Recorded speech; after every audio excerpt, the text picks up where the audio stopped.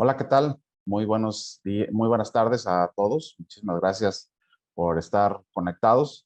Les damos la bienvenida a este nuevo año y este nuevo ciclo que nosotros estamos dando continuidad al ciclo de videoconferencias del CISEI. Se encuentra conmigo el doctor Jorge Sime, quien también colega y quien nos estará acompañando también a lo largo de esta sesión. Muchísimas gracias por conectarse y por seguir con nosotros. El día de hoy, bueno, estamos abriendo el año, dando espacio a los estudiantes de los posgrados de aquí del Instituto Nacional de Salud Pública. En este caso nos acompaña el doctor, el maestro Eduardo Daniel, quien ahorita voy a presentarlo. Él es estudiante ya a punto de graduarse del doctorado en enfermedades infecciosas aquí en el Centro de Investigación sobre Enfermedades Infecciosas. Él nos viene a presentar hoy un tema muy interesante que lleva por nombre Dinámica Espacio-Temporal de la Diversidad Genética de los Virus Dengue y Chikungunya en México, de 2012 a 2016. Ahorita el maestro Daniel nos hablará de él. Es un tema que hasta donde tengo conocimiento también recientemente ya fue publicado en una revista internacional. Y bueno, también para hacer un poco de mención sobre la trayectoria del maestro Daniel, pues el maestro es químico farmacobiólogo en la universidad, egresado de la Universidad Autónoma de Nayarit. Él cuenta con una maestría en Ciencias de la Salud con área de concentración en enfermedades infecciosas, también por el Instituto Nacional de Salud Pública. Él ha sido asistente técnico en el Departamento de Epidemiología en los servicios estatales en el estado de Nayarit. Como se los mencioné, es estudiante de doctorado en del doctorado en ciencias con área de concentración en enfermedades infecciosas, a punto ya de graduarse. De hecho, el trabajo que nos viene a presentar el día de hoy forma parte de los productos que ha generado él a lo largo de su investigación en el doctorado. Y bueno, pues sin más preámbulo, voy a cederle ya la palabra a Daniel. También comentarles, la dinámica va a ser igual a la que hemos llevado el año anterior, en donde vamos a tener un espacio de preguntas, de comentarios al final de la sesión de Daniel. Les pedimos que si ustedes tienen estos comentarios o de repente a lo largo de la charla surgen dudas o preguntas, por favor no las hagan llegar a través del chat que va a estar abierto durante toda la sesión y que el doctor Jorge Sime nos va a ayudar al final de la sesión a coordinar. Bueno, pues sin más preámbulo, Daniel, por favor, adelante y bienvenido. Hola, buenas tardes. Muchas gracias, Federico. Muchas gracias por la presentación y también muchas gracias a Jorge y pues a ti, Fede, por esta invitación a este seminario. No sé, ya estoy compartiendo mi pantalla, creo que no, ¿verdad? Ahí ya se puede ver. Listo. Ok. Bueno, entonces voy a comenzar con la plática. El día de hoy les voy a hablar de lo que fue mi proyecto de tesis doctoral, el cual lleva por título Dinámica Espaciotemporal de la Diversidad Genética de los Virus Dengue y Chikungunya en México, y esto en el periodo de 2012 a 2016. Este proyecto de tesis lo llevé a cabo bajo la dirección del doctor Mario Henry Rodríguez, y esto dentro del doctorado en Ciencias de la Salud con área de concentración en enfermedades infecciosas de la Escuela de Salud Pública de México, que pertenece al Instituto Nacional de Salud Pública. Okay. Lo que les voy a presentar el día de hoy en esta plática pues serán los antecedentes del proyecto, la pregunta de investigación, los objetivos, la metodología, resultados, conclusiones y limitaciones de este estudio. Entonces, para comenzar, les voy a hablar muy brevemente de las enfermedades que producen estos dos virus, conocidas como fiebre por dengue y como fiebre chikungunya. Y pues, como es ampliamente conocido, estos virus son transmitidos por el mismo vector, los cuales son los mosquitos Aedes aegypti y Aedes albopictus. En nuestro país, el principal vector transmisor de estas enfermedades es Aedes aegypti. Y ambas enfermedades producen signos y síntomas muy similares. Esto los podemos ver de este lado en esta tabla.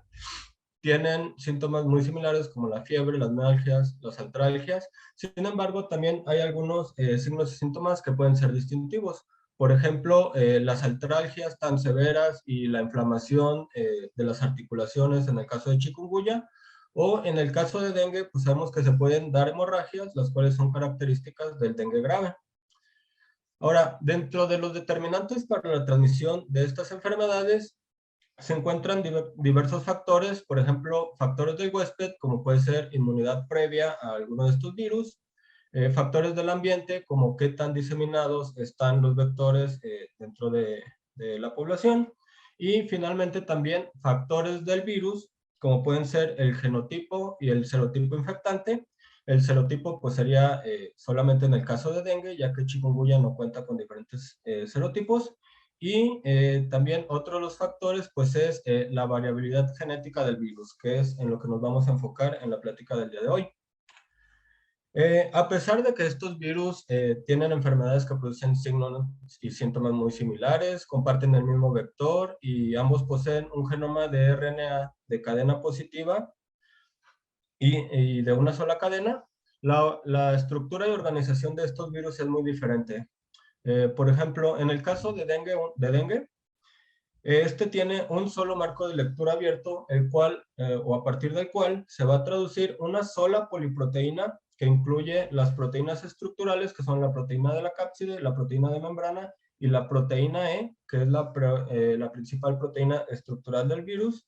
Esta proteína va a formar homodímeros y estas pues le van a dar la forma al virión. Y en esta misma poliproteína también se van a traducir las proteínas no estructurales, las cuales están denominadas como NS, por proteína no estructural, y van de la 1 a la 5. Y estas proteínas van a estar implicadas más en la regulación o en la replicación del virus dentro de la célula. En el caso de chikungunya, el genoma tiene dos marcos de lectura abiertos. Uno para las proteínas no estructurales, es decir, se produce una poliproteína con las cuatro proteínas no estructurales, y otro marco de lectura abierto a partir del cual se van a traducir las proteínas estructurales. Chikungunya cuenta con dos proteínas estructurales principales, que es la proteína E1 y la proteína E2, y junto con ellas se van a unir las proteínas E3 y el polipéptido 6K, que se les conoce como proteínas accesorias. Todas estas proteínas forman estas espigas que son muy características en los viriones de chikungunya. Bueno, a pesar de que los genomas, o más bien, como estos genomas son de RNA, son muy propensos a acumular mutaciones, y esto es debido a que la RNA polimerasa, por medio de la cual se replican sus genomas, pues comete muchos errores y no tiene actividad para reparar los mismos, como es en el caso de las polimerasas de DNA. Sin embargo, a lo largo de o a lo largo de las diferentes regiones del genoma, va a haber regiones más propensas a acumular estos cambios o regiones más propensas a que no ocurran cambios de ellas. Es decir, existen regiones conservables que muy probablemente cambios en estas posiciones puedan ocasionar virus que no sean infectivos, por lo cual estos cambios pues no se ven replicados dentro de la progenie de los virus. En estos dos diagramas les muestro en la parte inferior el genoma de dengue, en la parte izquierda las diferentes proteínas que lo conforman, y en la parte derecha el genoma de chikungunya con las diferentes proteínas que lo conforman, y cómo varían las regiones o los nucleótidos en el caso de chikungunya. Estos son los polimorfismos o la media de los polimorfismos por cada posición en el genoma. Y en el caso de dengue les muestro en la línea roja los cambios de nucleótidos por posición, y en la línea negra los cambios de aminoácidos por posición. Entonces podemos observar que la variación dentro de los genomas pues no es, digamos, completamente lineal o pareja a lo largo de todo el genoma, sino que va a haber regiones de alta variabilidad y regiones de baja variabilidad. Ahora, esta variabilidad en el genoma, ¿qué va a ocasionar? Esto nos va a ocasionar que comiencen a surgir virus que son diferentes unos de otros en cuanto al genoma, y cuando se alcanza suficiente variación, se les puede llegar a denominar como diferentes genotipos. Y dentro de estos genotipos existen también pequeñas variaciones o variaciones más leves los cuales se les determina como linajes. ¿Y a dónde voy con estas variaciones? Estos linajes o genotipos pues pueden producir virus con fenotipos diferentes. Es decir, virus que tengan una mayor adaptabilidad, virus que sean más transmisibles o virus que sean más patógenos. Ahora, estos genotipos también tienen una dispersión, digamos, particular. Primero les voy a hablar lo que ocurre en el caso de dengue y después voy a regresar un poco a lo que ocurre con chikungunya. En el caso de dengue es común que exista cocirculación y reemplazo de genotipo en el continente asiático. En la parte de abajo, en el mapa, les muestro la distribución de los diferentes genotipos de cada serotipo de dengue, es decir, los 5 genotipos del serotipo 1 de dengue, que se pueden apreciar en las gráficas como diferentes colores. También los 5 genotipos que pertenecen al serotipo 2 de dengue, los 5 genotipos que pertenecen al serotipo 3 de dengue y los 4 genotipos que pertenecen al serotipo 4 de dengue. Entonces, como podemos observar en los mapas, si observamos la región de Asia, podemos ver que se han aislado diferentes genotipos en una misma región, lo que nos habla de que existe cocirculación. Y estos genotipos van a ir variando en su circulación, reemplazando unos a otros. Sin embargo, en el caso de América y de nuestro país, podemos observar que existe una circulación estable del genotipo, es decir, para dengue 1 circula solamente el genotipo 5 y para dengue 2 en este momento circula solamente el genotipo asiático americano. Si observamos a detalle en la parte de dengue 2, podemos ver que se aislaron algunas secuencias pertenecientes al genotipo americano. Y esto se debe a que en las décadas, o más bien en tiempos antes de 1990, el genotipo circulante era el americano. Sin embargo, en la década de los 90 se vio reemplazado este genotipo por el genotipo asiático-americano y es el que ha circulado a partir de esta fecha. En el caso del serotipo 3, el genotipo circulante en América es el genotipo 3 y en el caso del serotipo 4, el genotipo circulante es el genotipo 2B. Ahora, en México, ¿qué ha pasado con dengue? Dengue reemergió a finales de los 70, cuando se comenzó a detectar nuevamente su circulación, comenzando con dengue 1. Esto ya que la transmisión de dengue había desaparecido del país en la década de los 50, de 1950. Y esto se debe principalmente a todas las campañas que se hicieron para erradicar a los vectores Aedes aegypti y Aedes albopicto por la transmisión de malaria. Esto se había logrado. Sin embargo, cuando regresó o cuando se volvió a ver circulación de estos vectores en el país, también se comenzó a ver nuevamente la circulación de dengue, comenzando con el serotipo 1 y a partir de esta fecha se fueron incorporando, comenzó a verse circulación de los demás serotipos hasta encontrar circulación de los 4 serotipos en el país. Del lado derecho les muestro los casos de dengue confirmados en los últimos 20 años. Y en colores en las barras también podemos observar a qué serotipo pertenecían estos casos.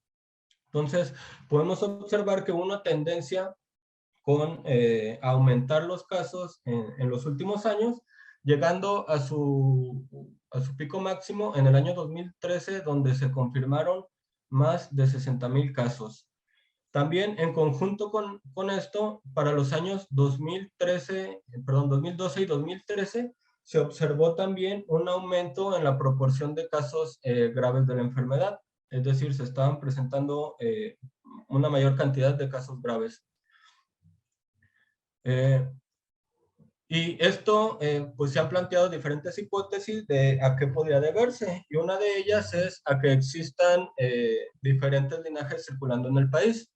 Aquí les muestro los resultados de un estudio que se realizó en 2010 en el país, donde se secuenció la proteína E de diferentes secuencias de dengue en México en diferentes periodos de tiempo, por ejemplo, en la década de los 70, de los 80 o a finales de los 90.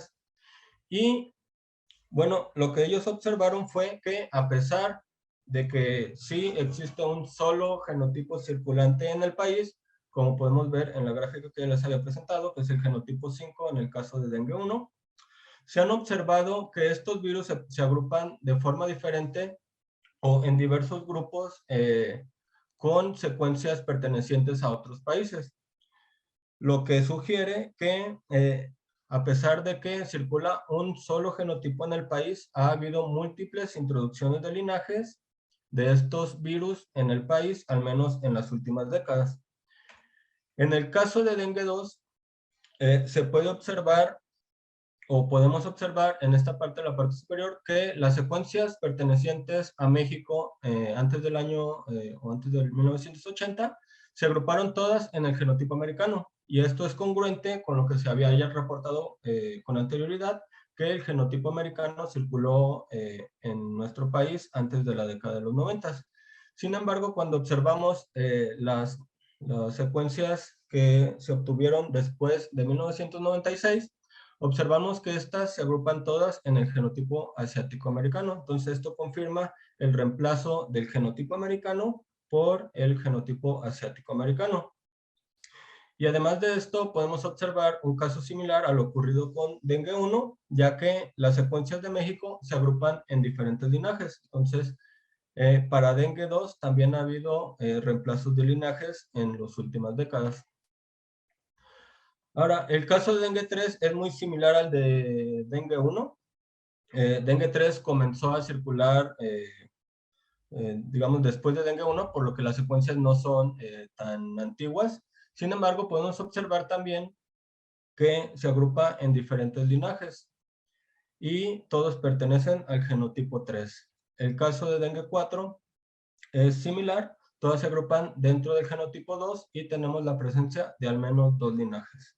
Entonces, como conclusión de este estudio, pues ellos proponen que la evolución del virus dengue en México está caracterizada por el reemplazo de linajes, y estos linajes muy probablemente vienen de Centroamérica. Ahora, regresando a chikungunya, los primeros casos de esta enfermedad se reportaron en Tanzania en 1950. Esto lo podemos ver en el mapa de aquí abajo. En 1952 se reportaron los casos y hasta el presente se siguen reportando. Después de esto, el primer brote urbano que ocurrió fuera de África ocurrió en Asia, en Bangkok, y después de esto hubo algunos otros brotes urbanos en Asia. Sin embargo, ninguno había sido de gran gravedad. Hasta el año 2005, donde ocurrió una epidemia en el Océano Índico, un verde este lado, donde ocurrieron aproximadamente 250,000 casos. A América, el virus llegó en el 2013 y para finales del año 2014 llegó a México. En el año 2015 se reportó la mayor cantidad de casos confirmados en nuestro país, con un total de 1,577 casos confirmados. En cuanto a la dispersión de genotipos de chikungunya, pues esto es un poco más sencilla que dengue, dado que no existen diferentes serotipos. Sin embargo, sí existen 3 genotipos diferentes de chikungunya. Uno es el del oeste de África, el cual se cree que solo circula de manera silvática entre el vector y algunos primates. Y los otros 2 son el genotipo del este, centro y sur de África, el cual podemos ver en el mapa como puntos verdes y como líneas verdes. Y el genotipo asiático, el cual podemos ver como puntos rojos y líneas rojas en el mapa. Ahora, dentro del genotipo del este, centro y sur de África, se hizo una distinción del linaje del Océano Índico. Este linaje fue el que ocasionó o la mayor epidemia que se ha dado de chikungunya en el Océano Índico. Y este linaje se caracterizó por tener una gran diseminación, llegando a algunos países de Asia e incluso reportándose algunos casos importados en Europa. Debido a esta gran diseminación de este linaje, pues se esperaba que en América comenzara a aparecer. Sin embargo, cuando se secuenciaron los virus de los primeros casos ocurridos en América, los cuales fueron en la isla de San Martín, se encontró que el genotipo circulante era el asiático. Y en conjunto con esto, en Brasil además de la circulación del genotipo asiático, también encontraron la circulación del genotipo del este, centro y sur de África. Sin embargo, este no pertenecía al linaje del Océano Índico. En México se realizó un estudio al principio del brote, donde se secuenciaron los primeros casos que ocurrieron en nuestro país. Uno que ocurrió en Jalisco en mayo de 2014 y otro que ocurrió en Chiapas en octubre de 2014. Entonces lo que hicieron fue secuenciar estos virus y compararlos o determinar su relación filogenética con virus de otros países y de otras temporalidades. Entonces, de este lado les muestro el árbol filogenético que hicieron en este estudio, y del lado derecho en rojo subrayo las secuencias de Jalisco y de Chiapas que se secuenciaron. Entonces, aquí se determinó que el genotipo que circuló en nuestro país era el genotipo asiático, y más específicamente en un linaje que se le denominó el linaje del Caribe, ya que todas estas secuencias pertenecen a países de Centroamérica y del Caribe. Sin embargo, pues la cantidad de muestras fue muy limitada y no se pudo determinar si a lo largo del brote hubo otras introducciones de otros genotipos, como en el caso de Brasil, o si hubo introducciones de otros linajes de algunas otras partes del mundo. Entonces, con estos antecedentes, la pregunta de investigación que nos planteamos fue: ¿cuál es la distribución espaciotemporal de las variantes genéticas de los virus dengue para el periodo 2012 a 2014, que fue un periodo de alta transmisibilidad, además de un periodo donde se presentaron una gran cantidad de casos graves, y para chikungunya entre el periodo 2014 a 2016, que fue el periodo, digamos, más importante del brote de nuestro país? Los objetivos del estudio fueron, bueno, el general fue describir la dinámica espaciotemporal de la diversidad genética de los virus dengue en el periodo 2012-2014 y para chikungunya en el periodo 2014 a 2016 en México. Este objetivo general lo descompusimos en 3 objetivos específicos. El primero, estimar la diversidad genética de los virus dengue para el periodo ya mencionado, y para chikungunya en el periodo también ya mencionado. El segundo fue determinar la relación filogenética, tasas de sustitución y fechas de divergencia de estas variantes genéticas, y finalmente describir la dispersión espaciotemporal de estas variantes. Entonces, bueno, previo a realizar estos análisis, nos encontramos con un interrogante de qué íbamos a secuenciar. Íbamos a hacer genomas completos, incluyendo todo lo que esto implica en cuanto a costos, en cuanto a complicaciones técnicas y todos estos factores, o íbamos a secuenciar solamente algunas regiones del genoma, como se había hecho en estudios anteriores. Entonces, para determinar qué vamos a hacer, hicimos la selección de regiones genómicas para amplificar en este estudio, y esto lo hicimos mediante un análisis de variabilidad genética para buscar regiones dentro de los genomas que tuvieran alta variabilidad.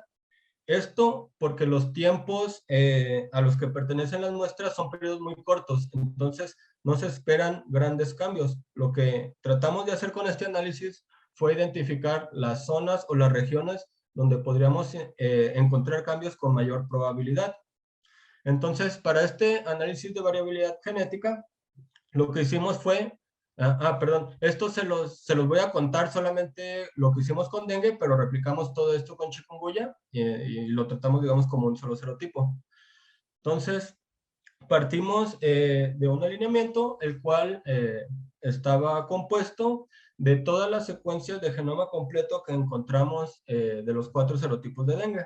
En el caso de chikungunya fueron todas las que encontramos para chikungunya, todas de genoma completo y pertenecientes a diferentes regiones del mundo y a diferentes tiempos. Entonces, para dengue nos encontramos con 5.885 secuencias de genoma completo.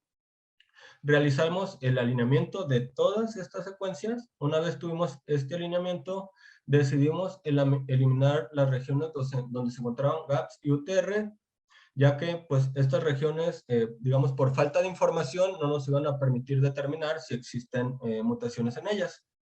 Una vez eliminamos esto, También realizamos la eliminación de secuencias redundantes dentro de cada serotipo. ¿Qué quiere decir esto? Que tomamos todas las secuencias de dengue 1 y eliminamos las que más se parecían para quedarnos con las más divergentes. Esto para evitar tener un sesgo de muestreo en los análisis, ya que en las bases de datos la gran mayoría de secuencias que podemos encontrar pertenecen a dengue 1 y dengue 2. Dengue 3 también hay bastantes y dengue 4 hay muy pocas.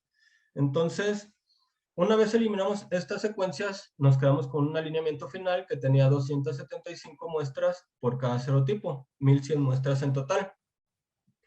Y lo que hicimos con este alineamiento fue comenzar a contar las mutaciones que encontrábamos en ventanas de 45 nucleótidos o 15 aminoácidos. Entonces, comenzamos a contar, digamos, la ventana 1, cuántas mutaciones encontramos, la ventana 2, cuántas mutaciones, y así sucesivamente hasta cubrir pues la totalidad del genoma. Otra cosa que hicimos también fue determinar el cociente de mutaciones sinónimas y no sinónimas. Esto para ver que estas mutaciones pues pudieran tener un impacto sí, un impacto biológico mayor, ya que pues estaban cambiando la secuencia de aminoácidos y por lo tanto pues podía modificar la proteína. Entonces aquí les presento el resultado de este análisis de variabilidad genética. En la parte superior podemos ver el análisis hecho con los 4 serotipos de dengue juntos. La línea verde de la parte superior es la cantidad total de mutaciones encontradas por cada ventana y la parte de abajo, rellena con líneas rojas, es el cociente de mutaciones sinónimas y no sinónimas. Y pues sí, logramos identificar regiones de alta variabilidad, por ejemplo, en la proteína E, regiones de muy alta variabilidad, por ejemplo, en la proteína NS2A y otros como en NS4 y NS5. En la parte de abajo les muestro solamente el análisis de los serotipos 1 y 2, estos por separado, y podemos encontrar que tienen un patrón de variación muy parecido. Regiones de alta variabilidad en la proteína E, la región de variabilidad más alta en la proteína NS2A, y algunas regiones de variabilidad en NS4A y en NS5. Lo mismo para dengue 2, tienen patrones de variabilidad muy parecidos. En el caso de chikungunya, encontramos también regiones con muy alta variabilidad, por ejemplo, en la unión entre las proteínas no estructurales NSP1 y NSP2. También en la región amino terminal de la proteína NSP3 y algunas otras en NSP4, en la región de la proteína C y en las proteínas estructurales E2 y E1. Entonces, una vez tuvimos regiones candidatas para secuenciar, lo que hicimos fue determinar si en realidad estas regiones sí nos iban a dar una mayor cantidad de información filogenética o si estas eran más sensibles a la hora de hacer una clasificación filogenética. Entonces, hicimos otro pequeño análisis en el cual partimos de 2 alineamientos, uno con secuencias poco relacionadas, es decir, pertenecían a diferentes genotipos.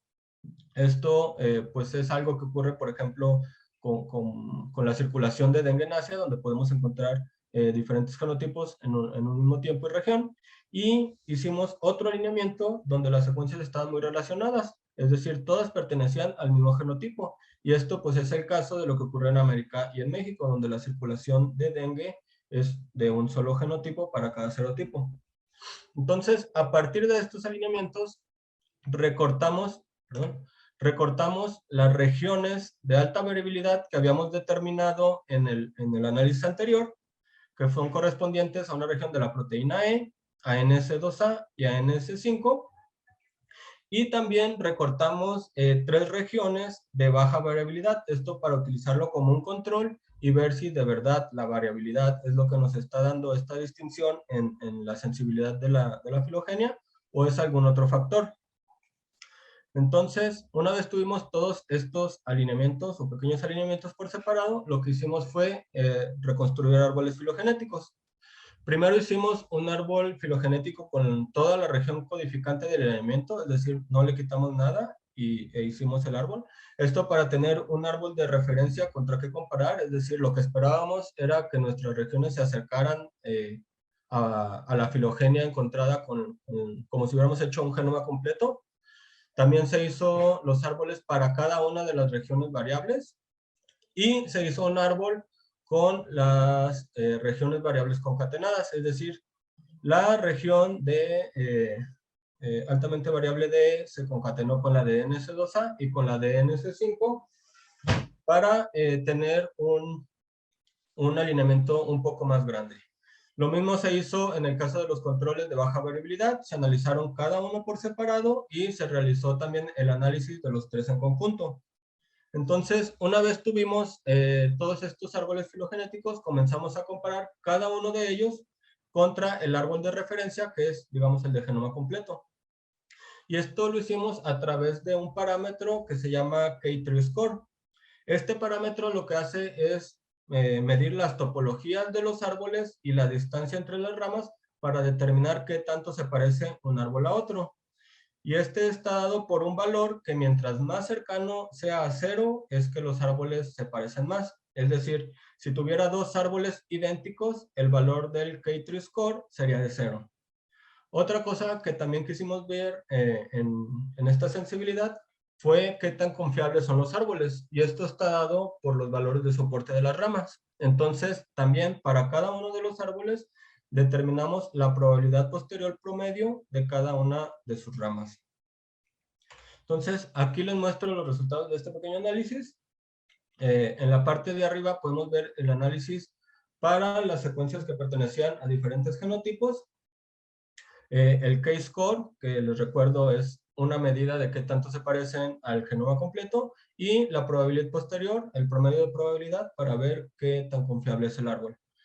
Entonces, como podemos ver aquí, pues no encontramos diferencias significativas en el K-score. Entonces, es decir, los árboles pues se parecen mucho, se haga con regiones de baja variabilidad que tenemos en la gráfica como color azul, o de alta variabilidad que mostramos como color naranja.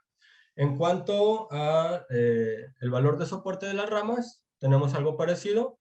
Aquí en gris muestro el valor promedio del soporte de las ramas para el árbol hecho con la región codificante, y nuevamente en azul para las de baja variabilidad y en naranja para las de alta. No podemos, no observamos diferencias significativas, sin embargo sí comenzamos a ver ya una pequeña tendencia. Ahora, cuando comparamos secuencias del mismo genotipo, por ejemplo, como es el caso de lo que ocurre en América y en nuestro país, sí encontramos algunas diferencias. En el caso de dengue 1 no encontramos diferencias en el K-score, es decir, los dos se parecían de una forma bastante similar. Y para dengue 2, 3 y 4 sí encontramos diferencias significativas. Les recuerdo que este valor, mientras más cercano sea 0, es el árbol más parecido. Entonces, los árboles hechos con las regiones de alta variabilidad se parecían más al del genoma completo que los hechos con los de baja variabilidad. Y encontramos algo muy similar en cuanto al soporte de las ramas. Los valores obtenidos para el promedio de soporte eran mayores o fueron mayores en el caso de dengue 1, de dengue 2 y dengue 3, no así para el caso de dengue 4. Entonces, esto nos quiere decir que los árboles, cuando las secuencias pertenecen a un mismo genotipo, los árboles recreados con regiones de alta variabilidad sí tienen una mayor sensibilidad y mayor confiabilidad que los árboles reproducidos con regiones de baja variabilidad. Okay, entonces, unas pequeñas conclusiones hasta este punto fueron que cualquier región, independientemente de su variabilidad, funcionó para resolver las secuencias de diferentes genotipos, como es el caso de circulación de dengue en Asia. Sin embargo, las regiones altamente variables mostraron mayor sensibilidad en comparación con las regiones de baja variabilidad para la clasificación filogenética de secuencias de un mismo genotipo, es decir, algo muy parecido a la circulación de dengue en nuestro país. Es por esto que determinamos amplificar o secuenciar las siguientes regiones de los genomas. Para dengue elegimos las regiones de alta variabilidad de la proteína E, de NS2A y de NS5, Y en el caso de chikungunya se eligió NSP3, E2 y E1. Entonces, ahora sí, volviendo a la identificación de las variantes genéticas, pues partimos de un banco de muestras, el cual fue proporcionado por el Laboratorio Central de Epidemiología del IMSS, en donde se realiza el diagnóstico tanto para dengue como para chikungunya mediante RT-PCR. Y en el caso de dengue también se realiza la serotipificación, es decir, de todas las muestras sabíamos cuántas correspondían a dengue 1, cuántas correspondían a dengue 2, a 3 y a 4. Sin embargo, cabe mencionar aquí que el 99% de las muestras que se nos proporcionaron para dengue pertenecían a los serotipos dengue 1 y dengue 2. Dengue 3 y dengue 4 fueron muy pocas y de hecho no logramos amplificar ninguna, por lo que ya no se incluyeron estos serotipos en lo posterior al estudio. Para dengue obtuvimos muestras del año 2012 al 2014 de 17 estados diferentes, que presento de este lado. Y para chikungunya obtuvimos unas pocas secuencias del año 2014, que fue cuando comenzó el brote a finales de este año. Una gran cantidad de secuencias en 2015, que fue cuando hubo el brote en su mayor intensidad. Y también ya pocas secuencias para el año 2016, cuando el brote pues ya estaba casi extinto. Entonces, lo que hicimos con cada una de estas muestras, pues fue primero extraer el RNA y realizar un PCR para amplificar los 3 fragmentos del genoma. Entonces nos dimos a la tarea de estandarizar un PCR triplex para en una sola reacción poder amplificar, en el caso de dengue, la región de la proteína E, DNS2A y DNS5, y en el caso de chikungunya, la región de la proteína NSP3, de la proteína E2 y de la proteína E1.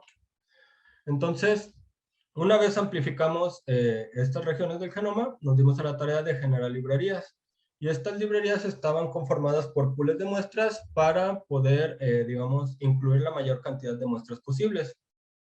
Estos pools de muestras estuvieron agrupados de acuerdo al lugar y fecha de muestreo, que son datos que tenía cada una de las muestras, ya que tenían el folio del CINAVE, y en esta plataforma se cuenta con esos datos. Entonces, realizamos pools de muestras con lugares de muestreo que fueran o pertenecían al mismo estado y con fechas de muestreo lo más cercanas posibles para que estos pools fueran homogéneos.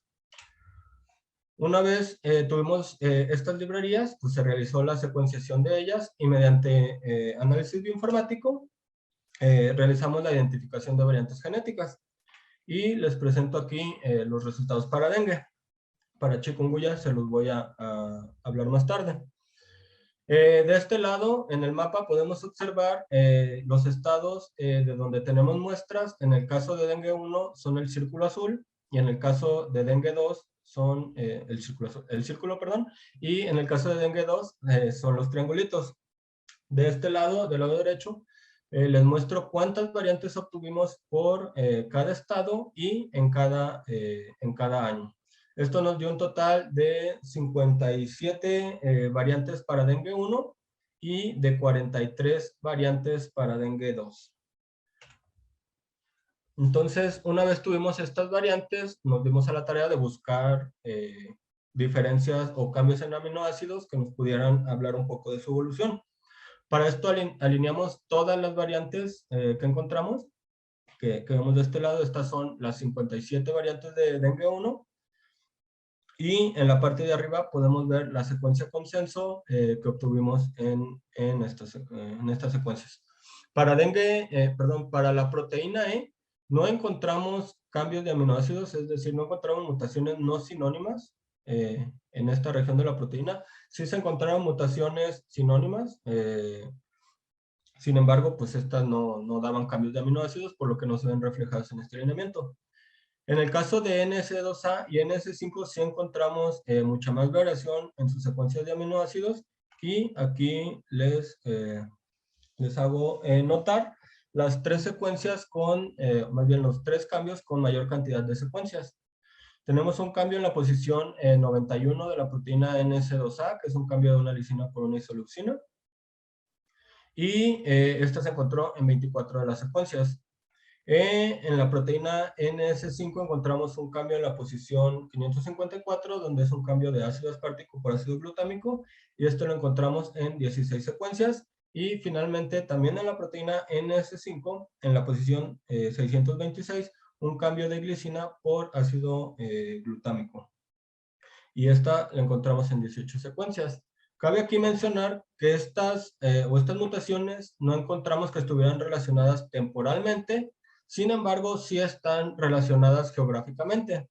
Por ejemplo, esta última mutación en la proteína NS5 la encontramos solamente en secuencias de Baja California Sur, y en secuencias de Quintana Roo y una secuencia de Sinaloa.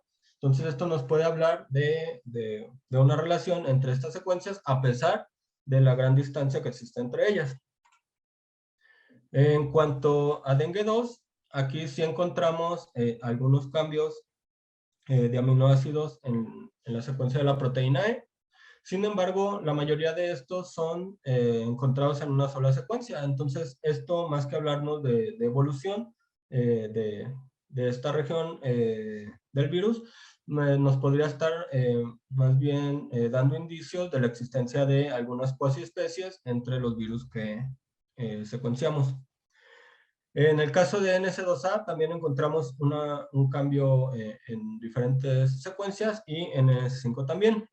Para NS2A fue un cambio en la posición 63, un cambio de una trionina por una alanina, encontrado en 7 secuencias.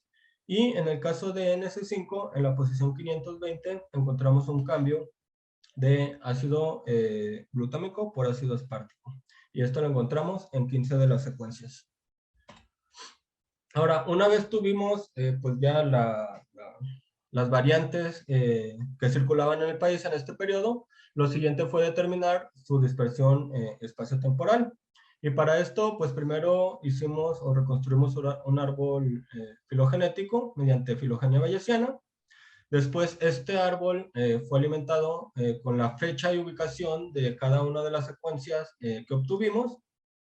Y con estos datos se determinó la localización más probable de los nodos parentales, y esto nos produjo un árbol de esta forma. Este no es el que produjimos nosotros, este es solo un ejemplo, donde cada una de las ramas tiene el color de la localización más probable de ellas, es decir, cómo se van cambiando de una región a otra. Y si tomamos este árbol, lo podemos convertir en un modelo filogeográfico, donde podemos poner estas variantes en el mapa y ver cómo se mueven a través de las regiones geográficas y del tiempo. Entonces, lo que obtuvimos aquí, bueno, lo primero fue ver qué relación tenían las secuencias que obtuvimos con secuencias reportadas en otras partes del mundo. Entonces, para esto alineamos todas nuestras secuencias con secuencias reportadas en otras partes y en otros periodos, y obtuvimos este árbol filogenético. Este árbol nos resolvió pues adecuadamente todos los genotipos que incluimos en él, que son el genotipo 1, 3, 4 y 5, todos estos son genotipos de dengue 1.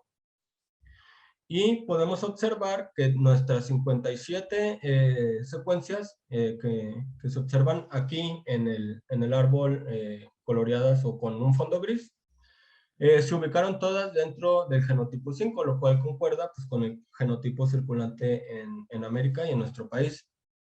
Ahora, estas secuencias se agruparon en 3 clados diferentes, que señalo aquí. Aquí está uno, este es uno pequeño, y uno donde se ubicaron la mayoría de nuestras secuencias. Y uno de estos clados, este clado específicamente, estaba caracterizado por la mutación en la proteína S5 en la posición 554. Es decir, todas estas secuencias que nosotros obtuvimos tenían este cambio.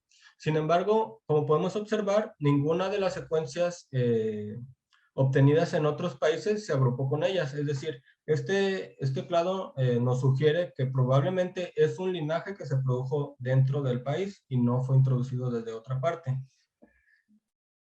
A diferencia de este pequeño clado, donde podemos observar solamente una de nuestras secuencias, que es una secuencia de Tamaulipas, se agrupó con secuencias obtenidas en México y en Nicaragua en los años 2005 y 2009.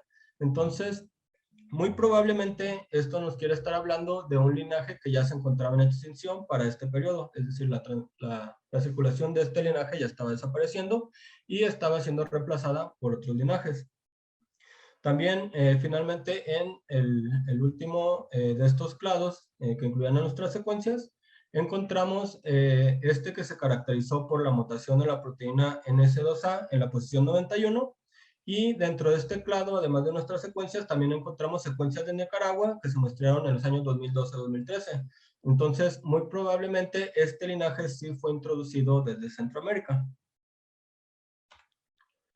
Ahora, una vez convertimos estos datos en un árbol filogeográfico, que es el que les muestro de este lado, observamos algo muy parecido. El árbol se divide en las dos variantes, la que contiene la mutación en NS5 y la que contiene la mutación en NS2A.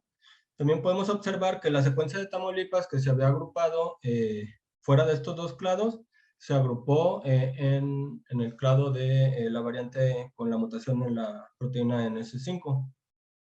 Entonces, tomamos esta información, la convertimos en un modelo filogeográfico para poder observar cómo se movían estas variantes.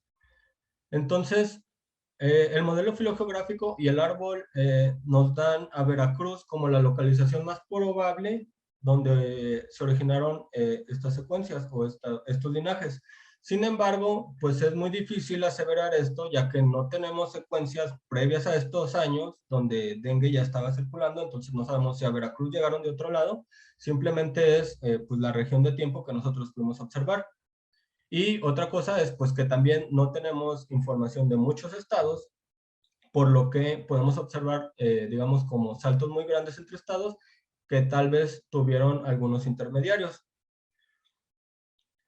Pero aún así, podemos observar que la dispersión se dio en un principio partiendo desde Veracruz hacia el sureste del país y también hacia otras regiones como el norte y el centro.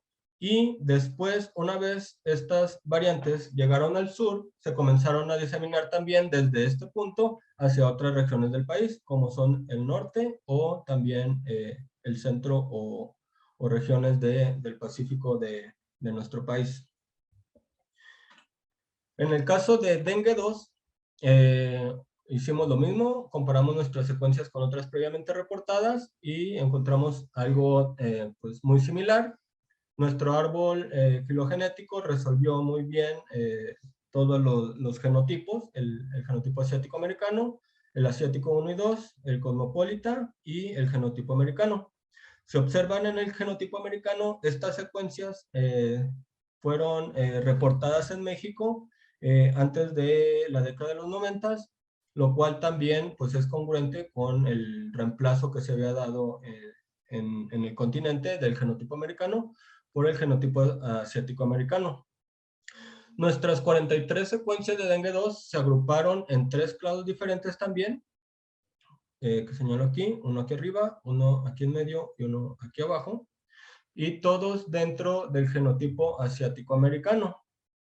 Podemos observar que el primero de estos clados contiene solamente secuencias reportadas en este estudio, por lo cual tal vez también sea un linaje que se produjo en nuestro país. El segundo clado sí se agrupó con secuencias de Guatemala y Nicaragua, las cuales fueron reportadas en 2009 y 2013, lo que nos sugiere que este linaje fue introducido desde allá.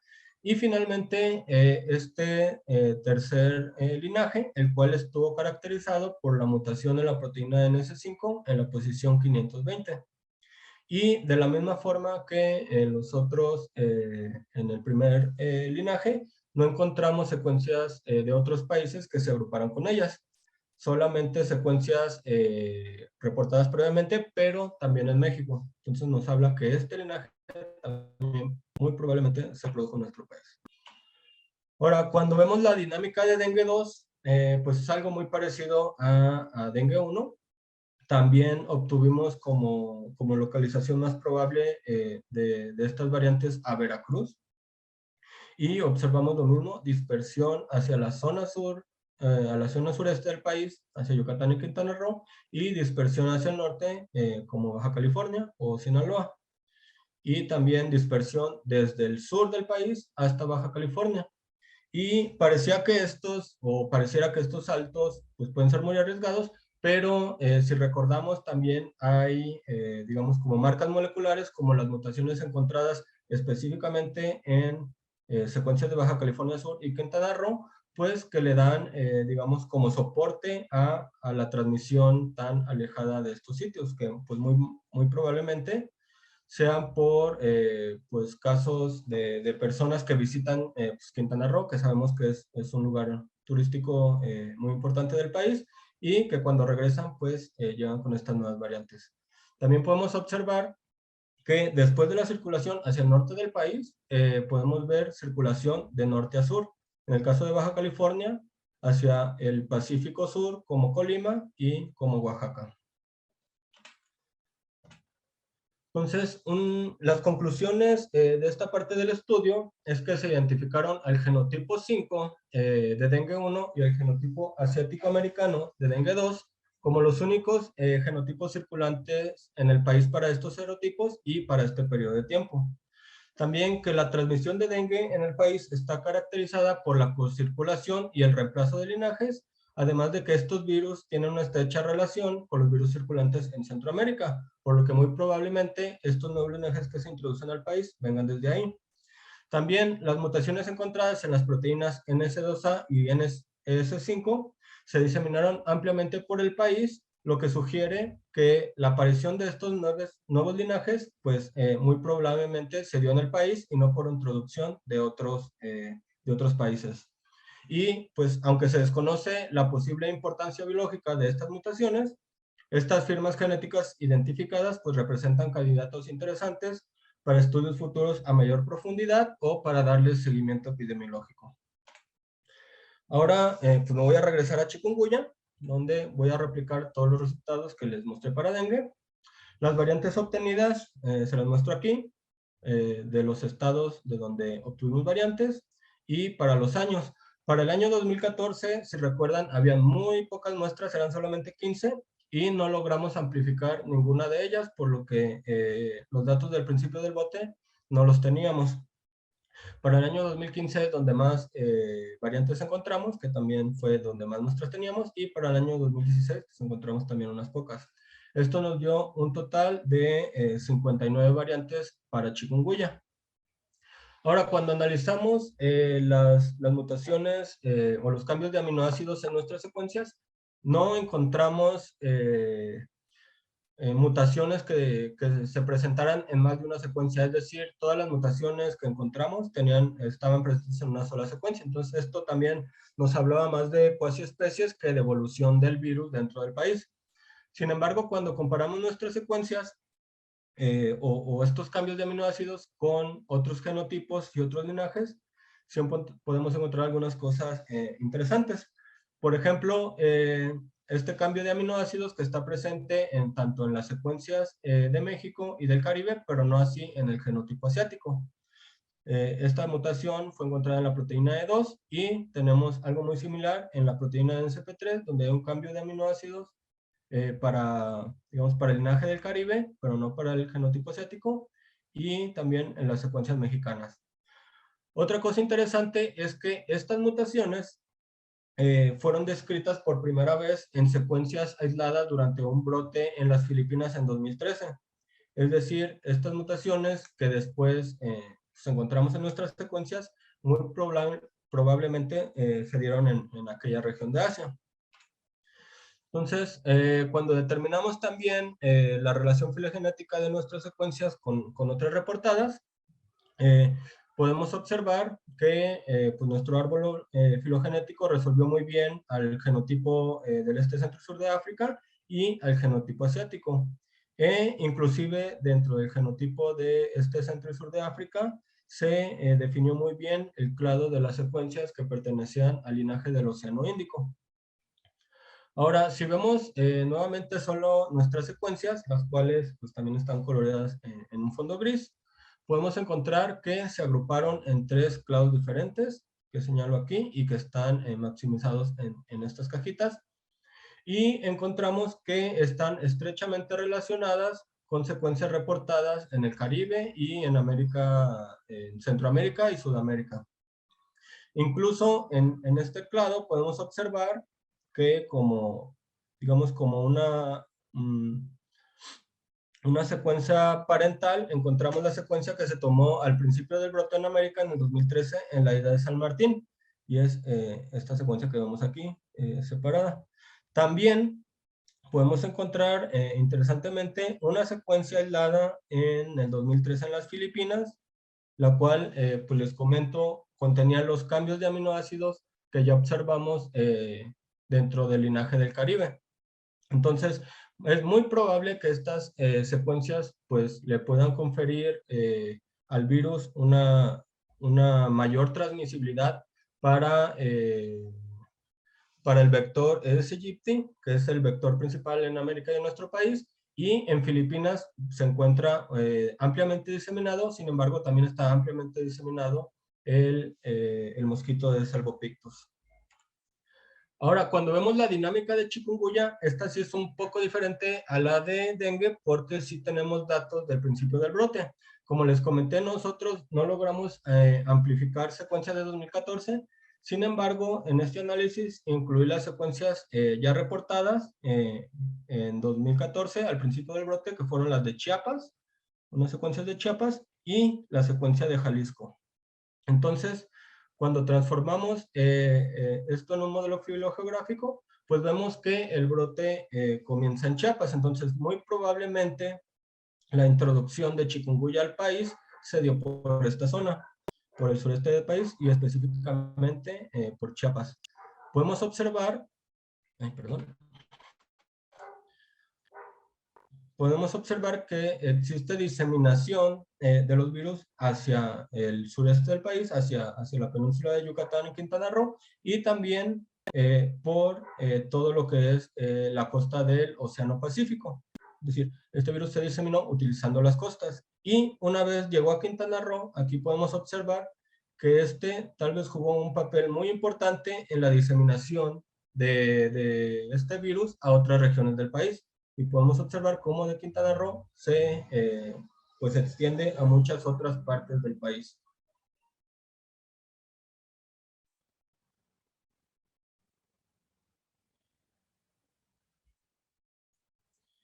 Y bueno, las conclusiones de esta parte, de la parte de chikungunya, es que el genotipo circulante durante el brote de nuestro país fue solamente el genotipo asiático. No se identificó la entrada de otro genotipo, como en el caso de Brasil. También que las sustituciones de aminoácidos encontradas en nuestras secuencias y otras partes del mundo pueden aumentar la transmisibilidad de chikungunya por el vector Aedes aegypti. También la introducción de chikungunya al país pues parece haber ocurrido en el sur, específicamente en el estado de Chiapas, y que el estado de Quintana Roo puede haber jugado un papel muy importante en la propagación de chikungunya a otras regiones del país. Las limitaciones del estudio, pues tenemos dos, digamos, como principales, que es muy posible que otras secuencias genómicas puedan proporcionar datos o resultados complementarios a los nuestros. Es decir, nosotros realizamos una parte muy pequeña del genoma, que fueron aproximadamente 1500 nucleótidos, y pues hubo regiones del genoma que no fueron analizadas. También que los tamaños de muestra pues fueron muy limitados y no representan el universo completo de los virus en el país, en el tiempo y en el espacio estudiado. También quisiera hablar de las publicaciones. La parte de chikungunya, de su diversidad genética y de su transmisión ya está publicada. Se publicó a finales del año pasado, justo el 31 de diciembre. Y esta ya se puede encontrar en la revista Viruses y es de acceso abierto. También tenemos pensado obtener otras dos publicaciones, una de la parte donde analizamos las regiones hipervariables para poder hacer o la sensibilidad de estas para la filogenia de dengue, y otro donde se va pues, a describir la diversidad genética y la dispersión espaciotemporal de dengue en México en este periodo. Sin embargo, estos dos últimos publicaciones pues las estamos terminando todavía de trabajar para ya enviarlas a una revista. Y pues quisiera ya por último agradecer pues a CONACYT que proporcionaron el financiamiento para para este proyecto, y también agradecer a mi comité de tesis, principalmente al doctor Mario Henry Rodríguez. Quiero agradecer por todo su apoyo y por tanto aprendizaje que me han dejado estos últimos años. También a mis asesores, el doctor Jesús Martínez y al doctor César González, los cuales pues también estuvieron ahí para cuando nos atorábamos en el proyecto.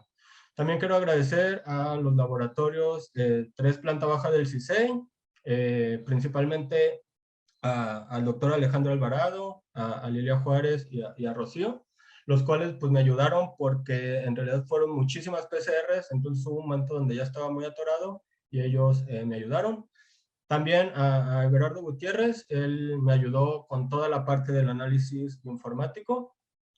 Y por otra parte también agradecer al Laboratorio 1 planta baja del CISEI, principalmente al doctor Juan Telles y al doctor Humberto Valdominos.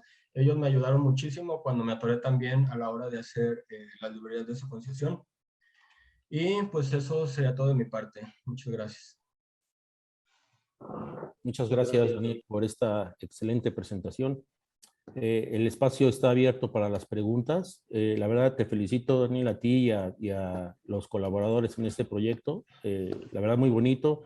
Y pues les ha dado para publicar bastante. La verdad, los felicito a ti y a tus colaboradores, muchos integrantes del CISEI. Enhorabuena a todos. Muchas gracias. Voy a empezar con la parte de las preguntas. Ya pueden ingresarlas si quieren a partir de este chat.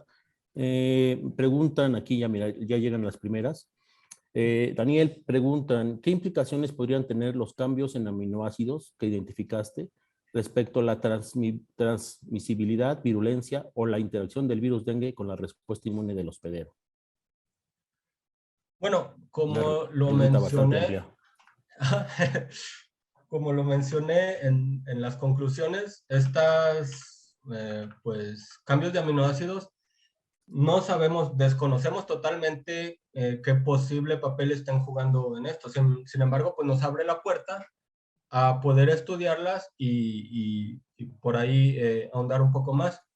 Sin embargo, si observamos las mutaciones que encontramos, por ejemplo, en dengue, observamos cambios que son de aminoácidos muy parecidos. Entonces, a lo mejor estos cambios no repercuten mucho en cuanto a la adaptabilidad del virus para transmitirse o para ser más patógenos o en alguna otra función biológica. Sin embargo, sí pueden ser mutaciones de importancia epidemiológica, más que nada para darle seguimiento a estas mutaciones y ver cómo se diseminan estas variantes.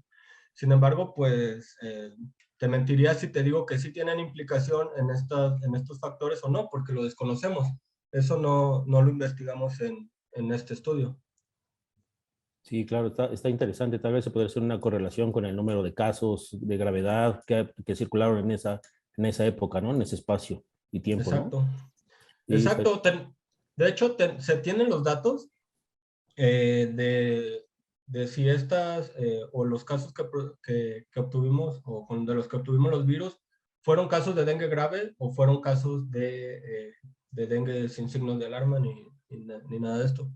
Entonces, por ahí sí se podría hacer una correlación, aunque siento que los datos no son tan amplios como para obtener algo muy, muy conciso. Sí, mira, otra pregunta dándole seguimiento a esto y me preguntan aquí en el chat si has pensado en analizar otras regiones de estos virus, aparte de las que nos enseñaste. ¿Crees tú que pueda ser informativo esto? Claro, de Sí, hecho, ¿no? sí, por supuesto. De hecho, en un principio, como todo proyecto de doctorado, pues se amplía o se estipula como algo muy ambicioso.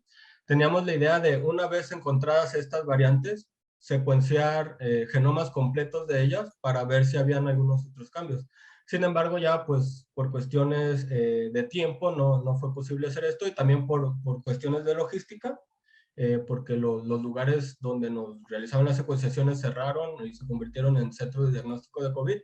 Ya no nos fue posible ahondar más en ello, pero claro, de hecho creo que sería muy importante y muy complementario a lo que mostramos aquí. Sí, claro, te vino el mundo COVID encima, ¿verdad? Y ahí se paró un poquito el asunto. Totalmente. Oye, otra pregunta que a mí me surge, y esto con respecto a chikungunya. Porque llama mucho la atención el brote en 2015, que apareció pues abruptamente, como también nos los mencionaste, pero también así tan abruptamente como apareció, al parecer desapareció, ¿no? Sí, sí. ¿Tú a qué atribuyes esto? Porque hemos visto el análisis de tus secuencias y todo, incluso lo de la dispersión a partir de Chiapas, muy interesante el mapita.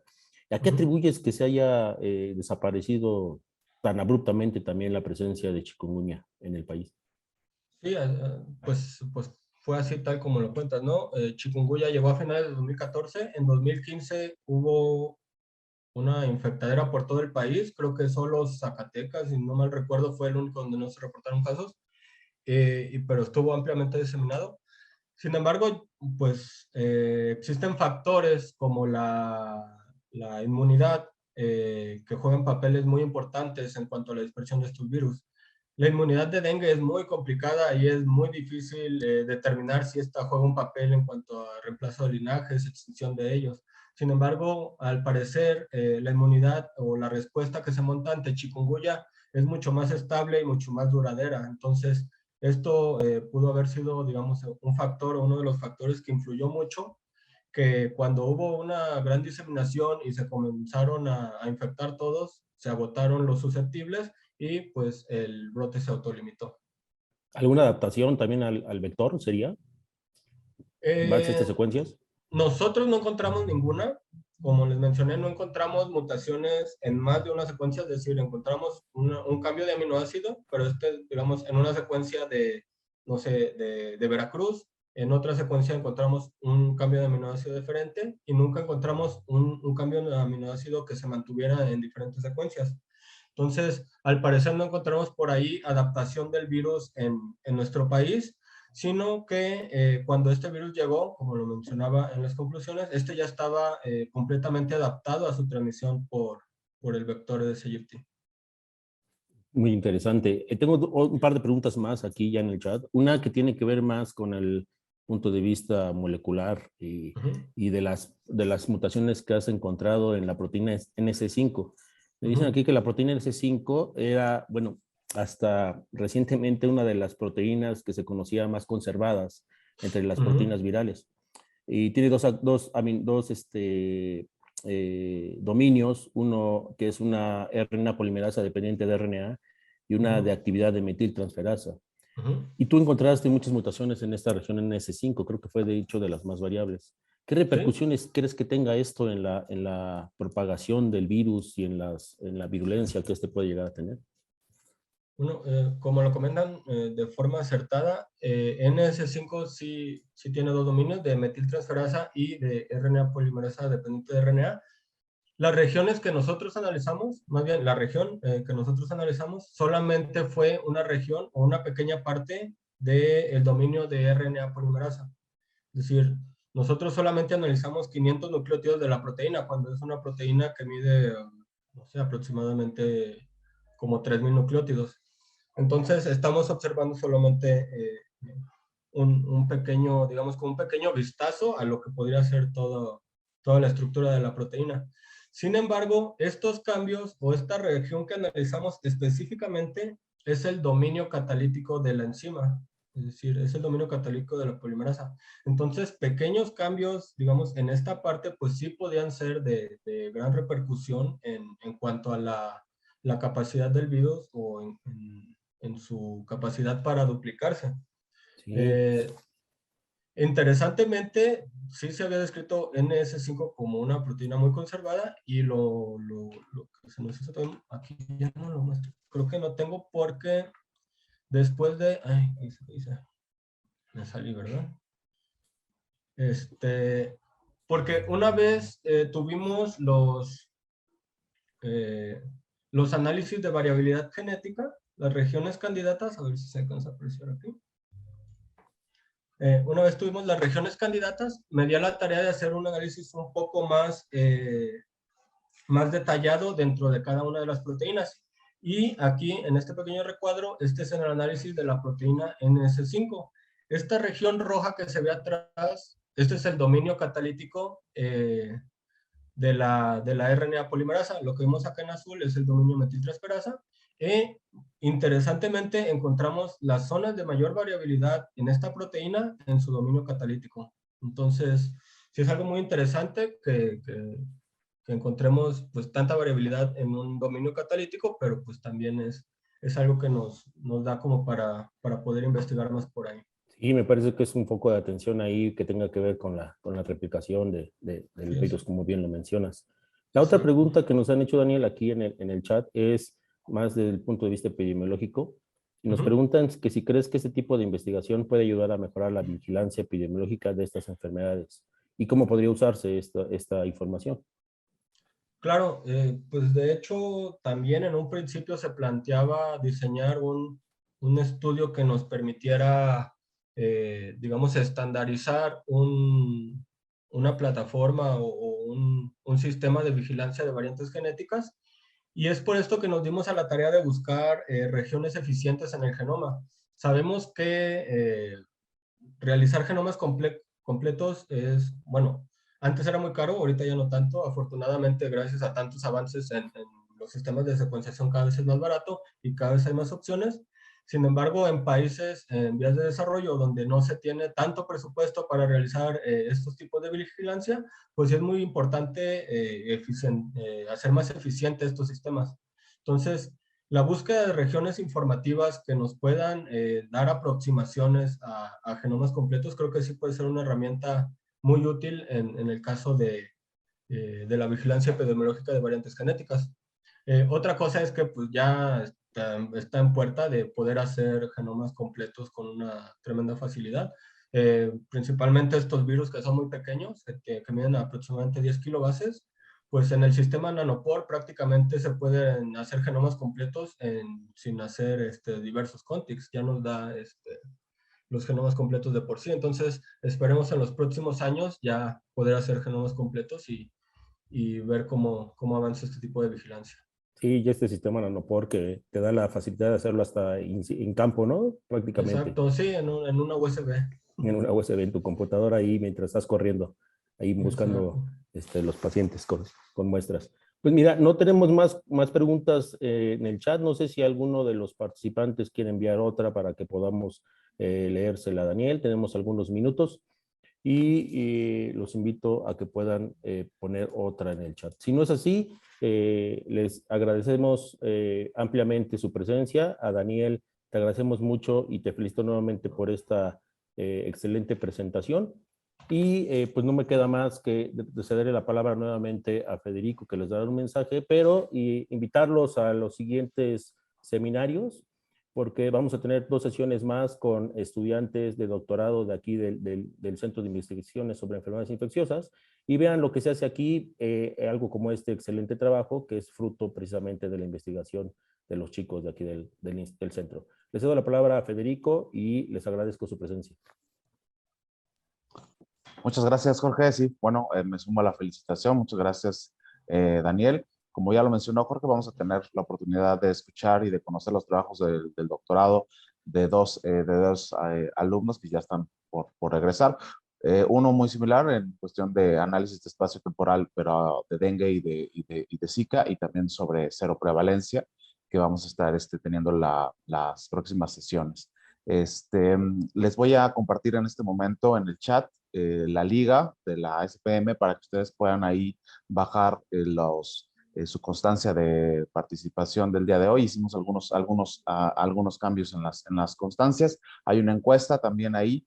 Esperamos que de sus comentarios, sus propuestas, los temas que ustedes puedan sugerirnos también. Para nosotros es importante para poderles ofrecer algo más dirigido a sus necesidades. Tendremos en marzo también la participación de un importante investigador del INDRE que nos va a presentar sobre SARS-CoV-2, va a darnos actualizaciones sobre SARS-CoV-2.